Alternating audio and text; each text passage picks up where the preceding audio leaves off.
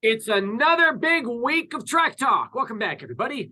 Along with Eric Alwan, the voice of Sunland Park Racetrack and Casino, I'm Steve Kaplowitz, and we got so much to cover on this week's edition. In fact, if you love horse racing, this weekend is probably the second biggest weekend of the live racing season, with the West Texas Derby on Saturday for quarters, and then the Monster Sunday with four huge stakes races, capped off by the Mind That Bird Derby.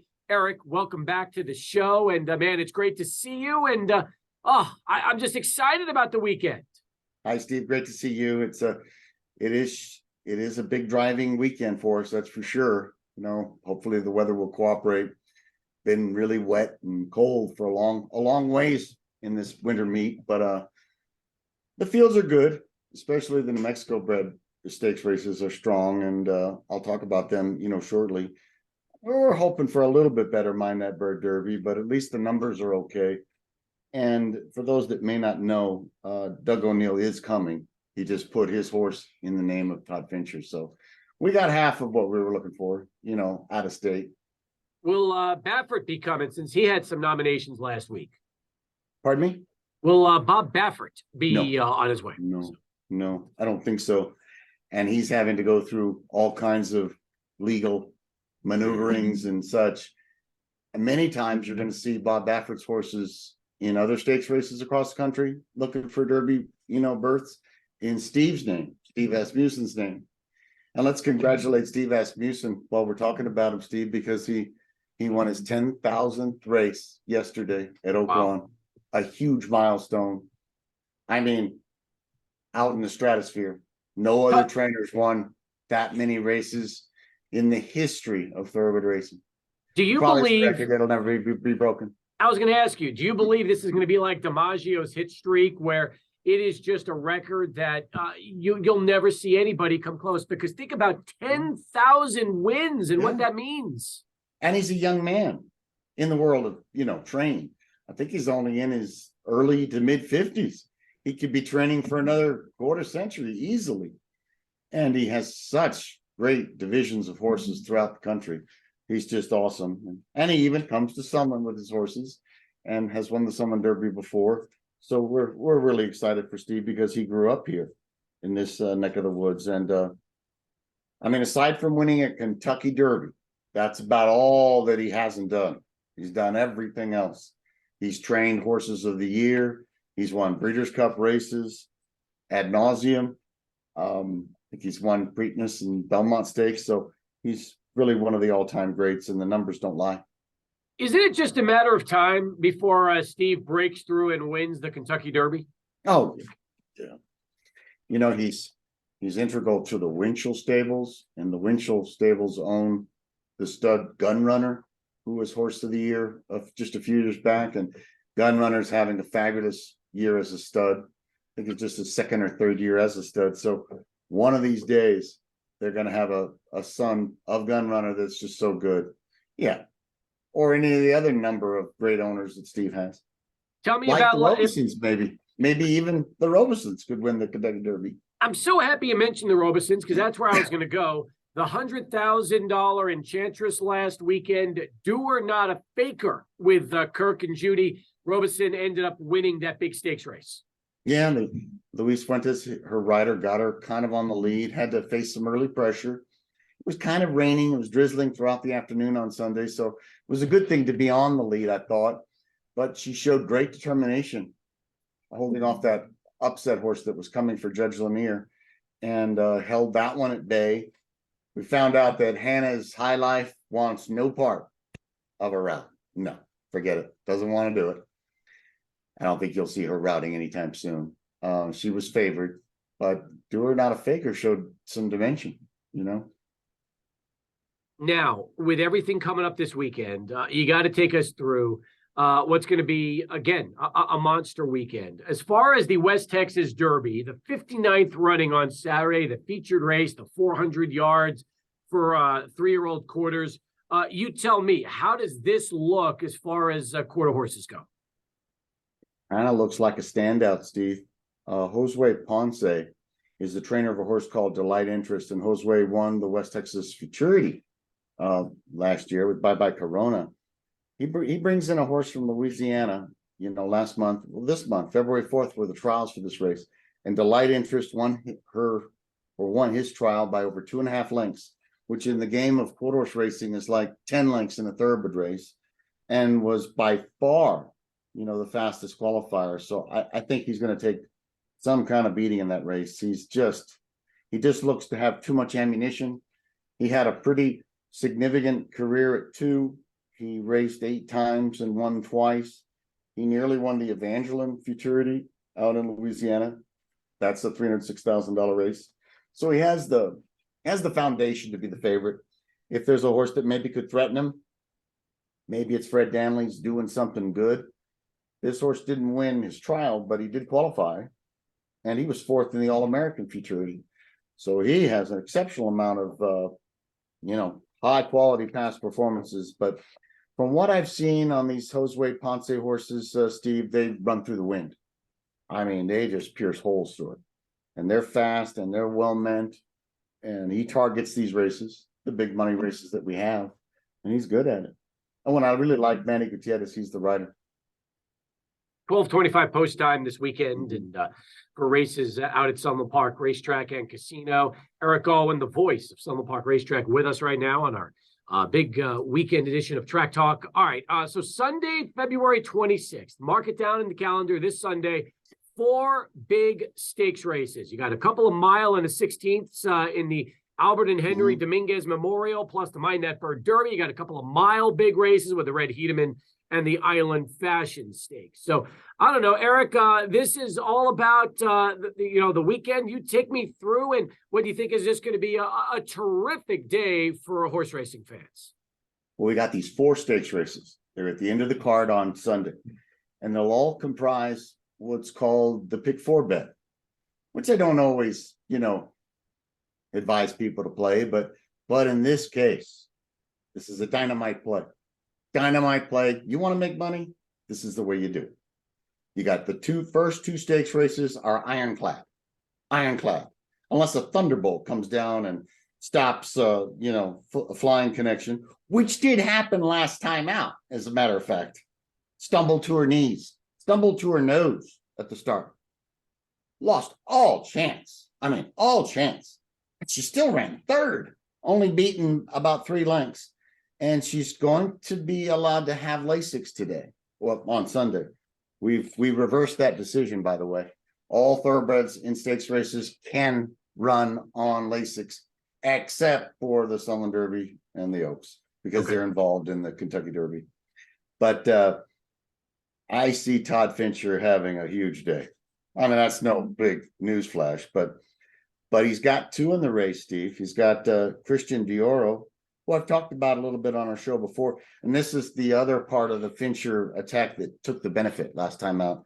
The race was the Borderplex Stakes. It was the local prep for this race, the Island Fashion, which dovetails into the Sunland Park Oaks. But right at the start, even in a thoroughbred race, it was too much of a blunder that Flying Connection made, and I don't see that happening on Sunday. I think you can pigeonhole Flying Connection alone, single in the pick 4.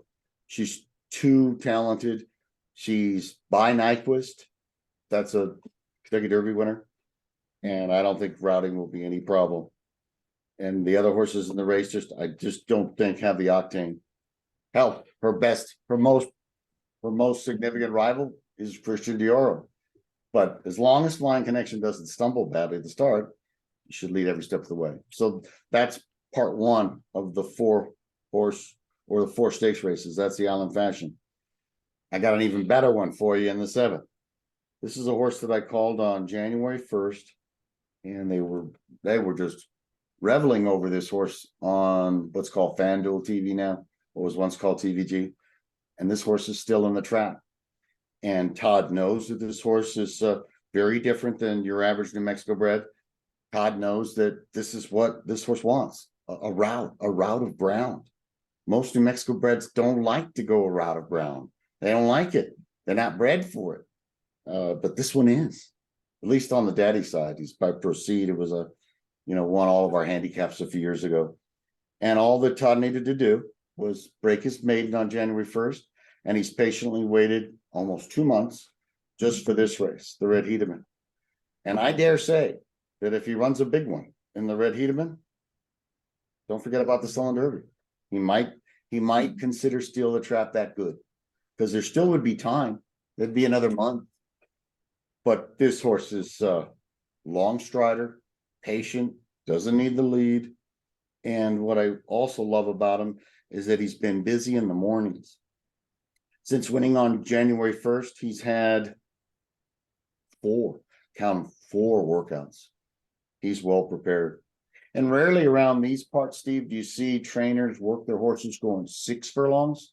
Usually it's like 3 furlongs, 4 furlongs. But Todd's so cagey, so sharp. He worked this horse 3/4 of a mile in 1:14, freezing, without even being asked. Not that this is going to be any revelation. He's going to be a favorite too. There are some good horses in the race. Might make him work. Samba's Mark, also for Todd Fincher. Through the Storm, also for Todd Fincher. That was the one that won the Coralito Stakes. So there is a hint of possibility that maybe he won't be favored too much. Maybe 5-2, 2-1. Haven't seen the morning line yet. But those are the 2 easiest races of the sequence, in my mind. Then it gets kind of hard. It's the Mind That Bird Derby. The horse that won the Riley Allison isn't coming. I don't know why. Once in one over a million. So that one's not in the race. So you try to figure out who's going to be the favorite in this race, and gosh, I don't know.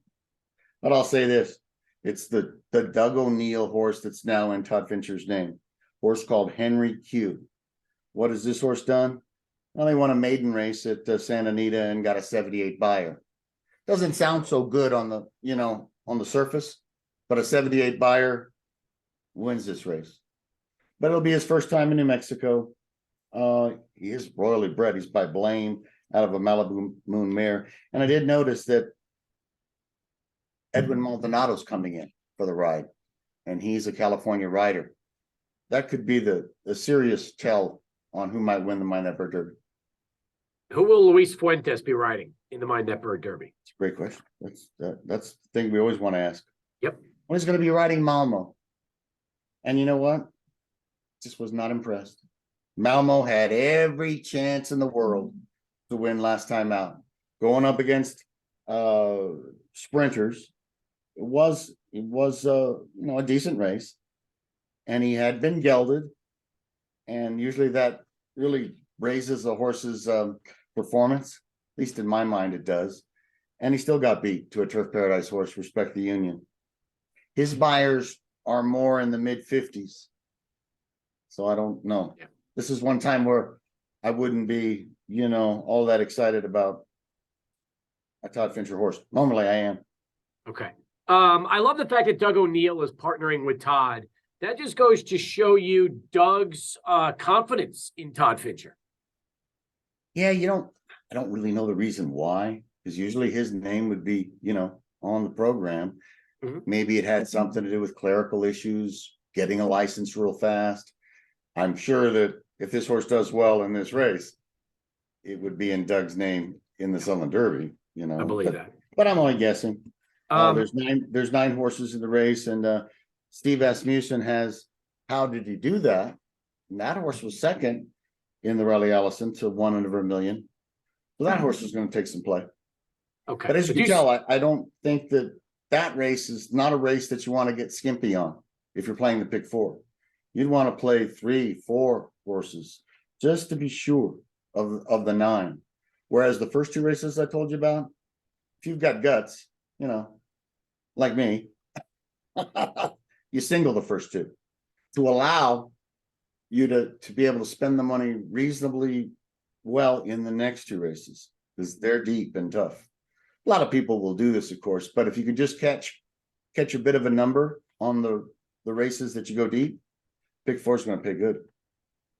Albert and Henry Dominguez Memorial Handicap. How do you see that? That one. That one is the race you got to go really deep, Steve. I think there's 12 running, right? 11 or 12. And man, you've got Cheese Trick, okay, with our favorite rider, Luis Fuentes. Of course, we love him. Well, he only won by a nose in a similar race last time out, the Jameson Memorial. Sure, he could win. And you got to use him, but you got to use more than just him, at least on the top spot. Thunderdome was coming in that race, was closing. I would use him as well. Even I think I'm here, a horse that's won his last two, is an up-and-comer. He would have to be used. I would be remiss if I didn't talk about Jet and G, a horse that I've loved for years and years and years. Rarely wins at Sunland. Guess what? He won last time out. He did at 5-1 just a couple of weeks ago. And I really think he's going to appreciate, a mile and 16 because he's a dyed-in-the-wool routing type. So he needs to be considered. I told you about Thunderdome. Okay, that one needs to be used. Strawberry Whiskey is an excellent kind of long shot type that you might want to consider. So right there, I've got like 5 horses. I would go ahead and add one more. I mean, because the way you figure out what a pick 4 is going to cost, you just multiply the numbers. And if you've got 2 singles, 1 and 1 in the first 2 legs, say you have 4 in the third leg, and say you have 5 in the last leg, well, it's just 4 times 5, $20. It's not a bad $20 bet. And you've got really good spread, where it counts. I like that. It's a good idea. And $20 bet will probably pay some pretty good recommendation. And then the $20 bet will probably pay some pretty good money in the long run, wouldn't it? Oh yeah. I mean, you'd have a $1 ticket, okay? It wouldn't be just a cheap 50-cent ticket. It'd be a whole $1. So all you need is one non-favorite in that sequence to win. And I'm sure that the 2 Todd Fincher horses that I told you about in those first 2 are going to be favored. But darn, those last 2 races are superior. Superior betting races, at least. Oh, such good stuff. Such good stuff. 12:25 post time for the race cards this weekend and all races at Sunland Park, Racetrack and Casino. Eric, terrific rundown, and I can't wait to discuss it back with you next week. And yes, I will be going out and taking advantage of that pick. Whoa! No doubt about it. No doubt like about your style. it. I'm going. You, I might be going today to take advantage of that and get that in earlier. I love it. I think you might have to wait till Sunday, sir. But remember, it's for Joel. That's right. It's the college. It's the college fund. You better believe it. I love it. We'll talk to you next week. Thanks, sir.